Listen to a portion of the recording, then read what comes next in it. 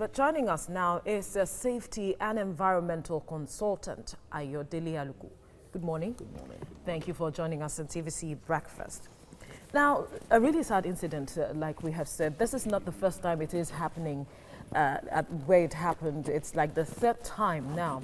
But then this issue has plagued Nigeria for decades. And one wonders, why is it so much of a challenge to resolve? This is what I want to say now. Actually, the issue, just as I said the other time, is not, if you look at the rollout of solidarity and reaction, everyone is attacking the external elements of this issue.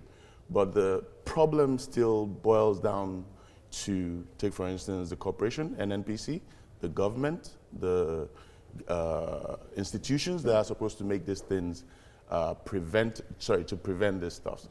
Reactionary actions will not help. You want to go after the vandals, but you've not put management systems in place to ensure that this doesn't reoccur. When you say management system in place, how do you mean? Because there are security operatives that have been asked to secure the place, who are meant to secure the place. Those are archaic ways of doing things, In this, with NNPC's level of, technological advancement or what they could pay for, they should be aware of things like SCADA system, supervisory control and data analysis, acquisition systems, which needs nobody to stand guard by the pipelines. So naturally, they would have known when there was a drop in pressure, when there were leakages, and they could have sent someone to those areas because those systems can localize where the problem is, you understand, within the pipeline. So this could have been prevented. Also, though unconfirmed, but people actually said, reports said that a lot of the residents there basically called out and said, look, we've been perceiving fuel, and they had warned them ahead of time, but nobody came. So when this resulted in an explosion, everybody reacted rather than being proactive. What is the management system to ensure that, look, if there is an alert that there is a leakage somewhere, who responds to this? Who takes care of this immediately? Who looks into this from their own end, from the government? Well, in all of this now, the state government is in charge of land acquisitions and land sale in Nigeria, of course, to give it to agents to do that. But we see that in those areas, people still build houses despite these challenges. This particular challenge there, excuse me, is not just Abule Egba. We have a situation as well in Abeson and some other areas, but people still build houses there. Should there be a mechanism where, wherever these pipelines are, nobody can build around there? Well, we're talking about the right of way, which is the road system, whereby when the pipeline passes through an area, there is a buffer zone where you basically ensure that no building is there. How does it protect the environment? So we're looking at a collaboration between different agencies, the environmental agencies, the government agencies, and everything. What is their monitoring system under their management system? Really, we know that most of these buildings maybe came to that point where the pipe was already laid. So buildings came around there. Okay, the government wants to maybe take, for instance, what I heard, they are blaming people. But then, what was the plan? What was the monitoring system whereby while houses popped up, how come you didn't stop that? How come you didn't do that on time? And even if houses popped up, what was the system to ensure that there is more safety guaranteed within these pipelines? If we're using archaic systems within the pipelines, so shouldn't we go back to NNPC or those people laying the pipes to say, you need to revamp your systems. You need to ensure that these systems are safer for the environment. All right, AYODELE ALUKO, let's leave it here for now. The conversation will definitely continue. Thank you. If you listen to the NNPC GMD statement, he said that the residents are accomplices in this situation that the people have found themselves. What could they have done differently? Yes, they could smell the petrol in the air, but what could they have done as a preventive measure? Well, until you expect the residents or civilians to be the police and the people who manage the back end, that's when you could actually blame them and say they're responsible. One of the things I said earlier was they actually notified the people who are supposed to be notified and said, we are perceiving fuel leakage, come do something. So it wasn't just that day. A day or two before, as I said, you know, people had been complaining. So there was nothing they could have done differently rather than what they did. How can they be the ones to know what is being pumped within? NNPC knows what they pump into the pipes. And if you pump 5,000 liters and you got 4,000 liters, you should normally know that something is going wrong somewhere. So this is like passing the buck. Yeah. Of blame. Because you can't really blame someone that lives around an area. Why? First, you've allowed them to build around that area. You see them daily around that area. They notify you one way or the other, and you don't have a management system which immediately responds to reports of leakages or exposure to danger.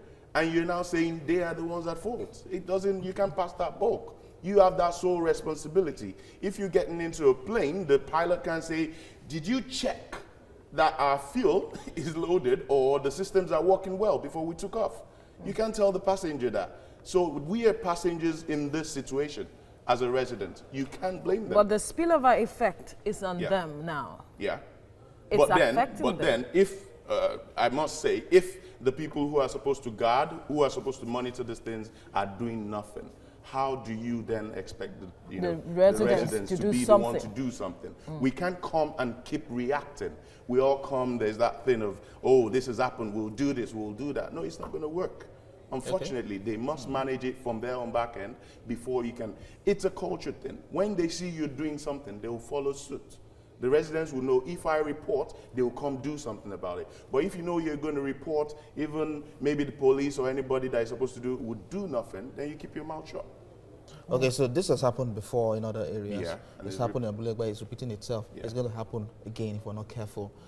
Going forward now, the government, the NNPC, the relevant agencies, the civil defense, all of them, what can be done to prevent this? Create, you know, an effective, genuine management system. If a resident should report, call in and say, look, we have a leakage, you're checking it. But even Is before there an the avenue resident, for them to report?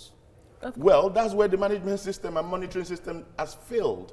NNPC has failed in that aspect. Without creating that avenue, you could call in Lagos, I think it's 122 or it's 112, right, for an emergency, and they'll call you. Take, for instance, you call 112, or I'm sorry, I don't have that emergency number offhand, but if you call that number and say there's a leakage. Now, what is the system that connects 112 to the right parties who are supposed to respond immediately, within time? We're losing money, we're losing lives, we're losing the environment also when you don't respond. So if 112 or the emergency system of Lagos has nobody to contact and say NNPC or NNPC has not given a contact system or a system where you could actually contact them and they will respond immediately, then how do you help the situation in this city?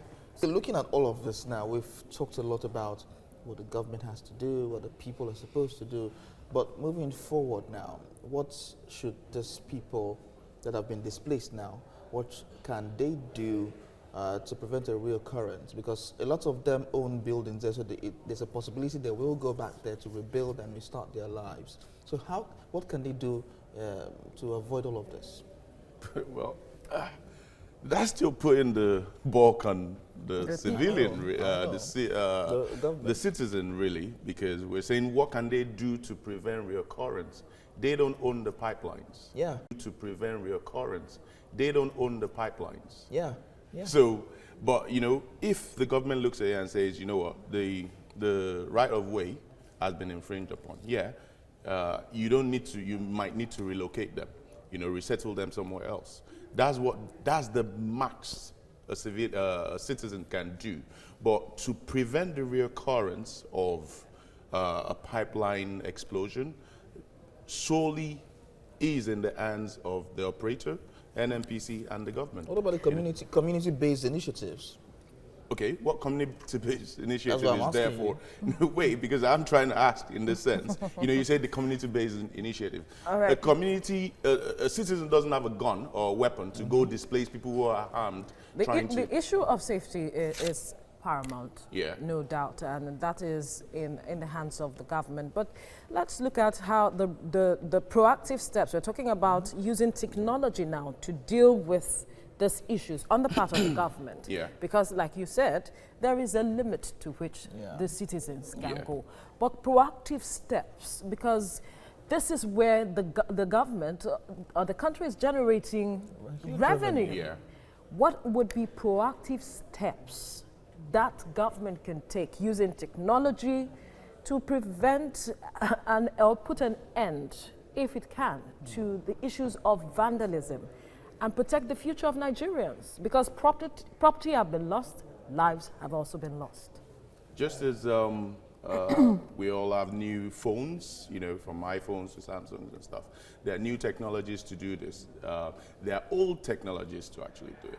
But then look at this. When we look at intertwining with the community, give them a contact where they could get respite, you know, from issues when they notice, because proactively the residents could say, oh, we perceive, you know, fuel leaking.